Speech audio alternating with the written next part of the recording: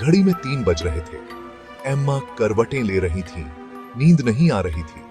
उसे हर रात ठीक 3:07 पर अजीब सी कॉल आ रही थी। दूसरी तरफ से खामोशी, हमेशा बस तेज ब्रेथों की वॉइस। ये सब 1 हफ्ते पहले शुरू हुआ था। उसकी रीढ़ की हड्डी में सेवरिन दौड़ गई। फोन की घंटी बजी। 3:07। तेज आवाज से एम्मा चौंक गई। उसने अनजान नंबर को देखा। हिचकिचाते हुए उसने फोन उठाया। सन्नाटा, लेकिन इस बार कुछ अलग था।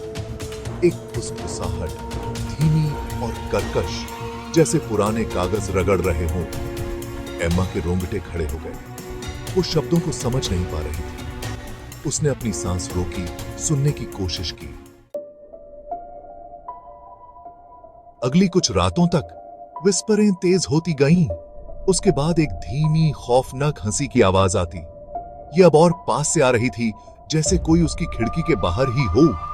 उसके पेट में डर एक गांठ की तरह बैठ गया था। फिर आई पदचाप की वॉइसें, भारी, धीमे कदमों की आवाज, जो उसके अपार्टमेंट के अंदर से आ रही थी। एम्मा पसीने से तरबतर उठ जाती। उसका दिल जोर जोर से धड़क रहा होता। हर रात वॉइसें और साफ और फियर आवनी होती गईं। उसने हर नुक्कड़ और कोने की जांच की। कुछ नहीं, लेकिन डर बना रहा। ये उससे चिपक गया था। कुछ गड़बड़ थी, बहुत गैट बैड। दिन भी कुछ अच्छे नहीं थे। एम्मा का कभी सुकून देने वाला अपार्टमेंट अब दमनकारी लग रहा था। दीवार पर लगी तस्वीरें थोड़ी टेढ़ी थीं, दराजें खुली हुई थीं, चीजें अपनी जगह पर नहीं थीं। उसे बेचैन करने के लिए बस इतना ही काफी था। हकीकत और सपने के बीच की रेखा धुंधली पड़ गई।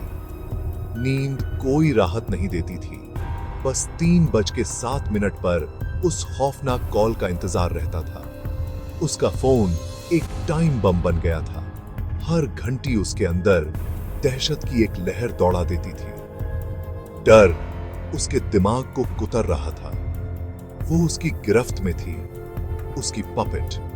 कॉल उसके दिमाग में घर कर गई थी, केवेरियाई तक। वो नहीं जानती थी कि क्या करे, किस पर भरोसा करे।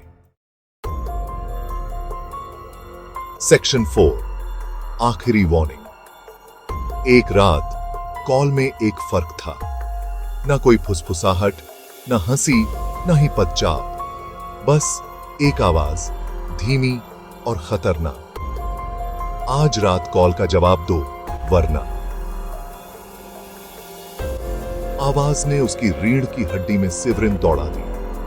वो जानता था, वो देख रहा था। एम्मा की सांस थम गई। उसकी रगों में डर दौड़ गया। वो जानती थी कि उसे पुलिस के पास जाना चाहिए, किसी को बताना चाहिए। लेकिन वो क्या कहती? उसकी बात कौन मानेगा?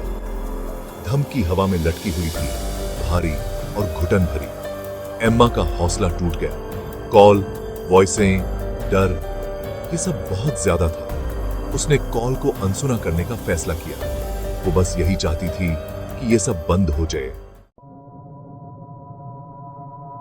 सेक्शन 5, एक भयानक ट्रूथ। फोन लगातार बजता रहा। हर घंटी उसके दिमाग पर वार कर रही थी। एम्मा अपने कंबल के नीचे दुबकी हुई थी। फोन की रोशनी उसके डर से भरे चेहरे को रोशन कर रही थी। फिर सन्नाटा। लेकिन सन्नाटा ज्यादा देर तक नहीं रहा। फोन फिर से बजा, और जोर से और बेसब्री से। एम्मा से अब और बर्दाश्त नहीं हुआ। उसने फोन उठाया। हेलो? उसकी आवाज ट्रेम्बलिंग रही थी, एक हल्की सी विस्पर। फाइनली। आवाज धीमी गुर्राहट थी, अब और क्लोज। तुम्हें मेरी बात सुननी चाहिए एम्मा। वो नहीं है जो तुम सोचती हो। वो खतरनाक है। आवाज रुक गई।